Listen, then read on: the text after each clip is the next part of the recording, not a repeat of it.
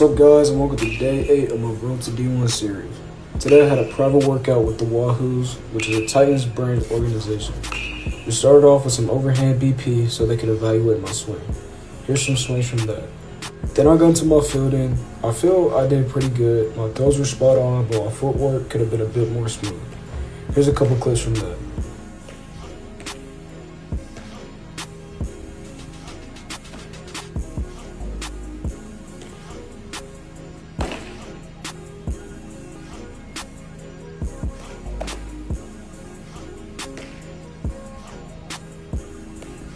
I then got into my pitching. Overall, my pitching was decent. I wish I had commanded the zone better like I usually do.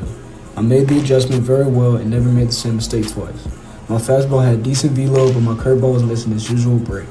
Overall, not a bad workout, and I think I did pretty good. Thank you guys for watching, and I'll see you on day 9 of the Road to D1 series.